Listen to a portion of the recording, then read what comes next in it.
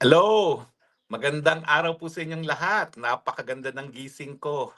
Napakaganda ng gising ko dahil nakakuha na po ako ng kumpirmasyon.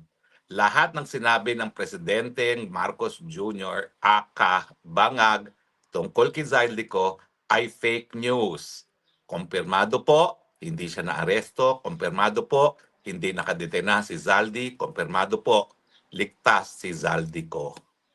So mga Pilipino, mga kababayan, hayan po, for the record, ang ating presidente ang siyang nagkalat ng fake news. Confirmed, confirmed, confirmed.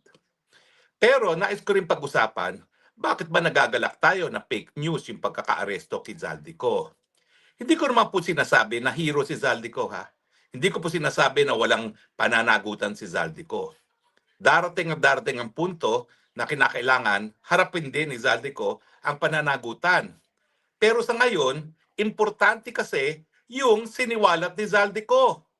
Hindi po pwedeng magmilinis ang ating presidente, aka Vangag, at sabihin na ang kanyang administrasyon ay sineryoso ang korupsyon dahil si Zaldico ang nagbigay testimonya na ang presidente ang arkitekto ng korupsyon pagdating po sa flood control scam at sa scam ng infrastruktura. Hindi po mabubura na bagamat siguro may pananagutan si Zaldico kung hindi siya nagsalita na siya mismo ang nag-deliver ng 25 billion na kupit pa ba yun? Napakalaking kupit naman yung 25 billion na yun, na kinurakot kay Marcos Jr., wala tayo ngayong testigo na naglantad ng ganyang katotohanan. At siyempre, hindi gaya ni Madriaga, kapanipaniwala ba si Zaldico? Well, siyempre, unang-una, wala naman pong talagang magdududa na si Zaldico ay malapit na malapit, hindi lang doon kay Tambaluslos, kundi kay Bangag Jr. mismo. Bakit? Dahil alam natin na supporter na talagang matindi si Zaldico ni Marcos Jr. Nung kampanya, ako, tatayong testigo na yung Agusta helicopter na pressurized na merong sariling radar kaya kaya niya lumipad sa ulap, no? Naiwan kaming lahat dahil yung helicopter lang ni Bangag ang merong radar nung kami nagpunta sa saan ba 'yon? Sa Apayaw ba 'yon? Yung Kilabernos papunta ng Kalinga, hindi na kami nakasunod dahil siya lang yung may helicopter na may radar at maulap. Yan po, gamit 'yon. Helicopter 'yon ni Zaldico. At hindi naman kaduda-duda, walang nagdududa na napakalapit niya kay Tambaluslos dahil siya ang na talagang committee on chairperson, kaya chairperson ng Committee on Appropriations. At siyempre, hindi po talaga kaduda-duda na alam ni Zaldico kung ano ang mga in-insert ni Marcos Jr. dahil siya ang chairperson ng Committee on Appropriations sa House. Bakit mas importante pa yung papel niya sa pagbuo ng budget kaysa sa senador pagdating sa pantao ng budget? Kasi nga po, lahat ng appropriations dapat magsimula sa Kamara. So araw-araw lang yung mga senador at mga senador, happy na sila kung collectively meron silang 150 billion na insertion na pagkakakitaan dahil 24 lang sila. Di ba?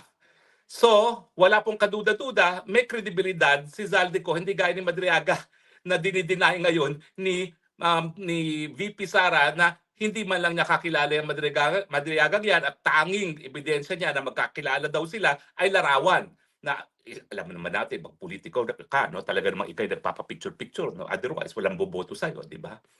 So yan po ang kahalagahan ni Zaldico. Ulitin ko, hindi siya siguro hero, hindi siya siguro santo, pero kinakailangan natin ang testimonya niya para mapakulong na once and for all ang Marcos Jr.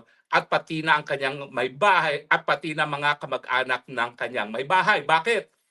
Kasi si Zaldico rin na nagsabi na pati pagkain pinagkakitaan.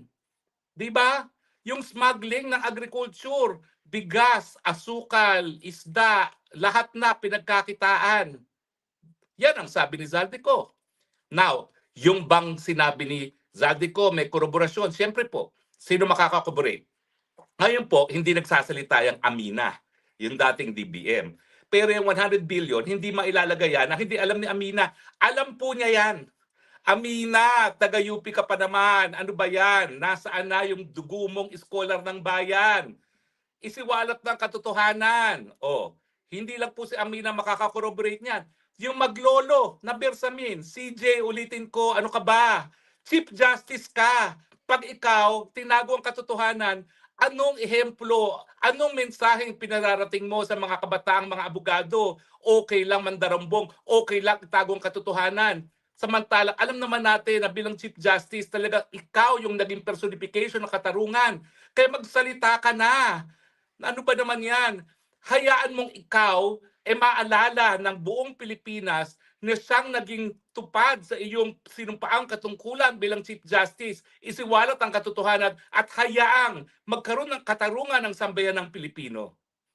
Ay bukod pa dyan, siyempre, si Tambaluslos can also corroborate. Wag silang makampante, ni Tambaluslos, hindi kakanta. Siyempre, kapag nagkaipitan na, save yourself, Tambaluslos. Pero, gaya ng aking advice kay Zaldico, walang kasiguraduhan na wala kayong kahit anong pananagutan. Baka meron naman. Pero, siyempre, kung wala ng ibang testimonya ang mapepresenta para maparusahan si Marcos Jr., yan ang iyong dahilan kung bakit kayo po pwedeng mabigyan ng testimonial immunity. In fact, ang hamon ko sa inyong dalawa ngayon, Tambaluslos at Zaldico, mag-unahan na kayo. Gawin nyo ng sworn statement ang inyong mga nalalaman. Ipa-deposition nyo na. Ipa-perpetrate nyo na ang testimony ninyo. Pwede namang kunin ang testimonya ninyo sa isang notary abroad at po pwede nang ipa-apostil yan. Hindi na kinakailangan pumunta pa sa opisina ng konsulado. Dahil sa mga nalalaman ninyo, talagang may banta sa mga buhay ninyo. At ang tamang gawin nyo, yung tinatawag na perpetration of testimony para miski kayo'y natigok, nandyan ang testimonya ninyo, hindi mabubura. But in any case, masaya po ako ngayon dahil hindi po makukuha ng Administrasyong Marcos si Zaldico ang pinakamatinding testigo na magpapatunay Marcos Jr., arkitekto ng korupsyon sa Pilipinas. Maraming salamat po sa inyong patuloy na pagtangkilik sa ating Spokes Hour.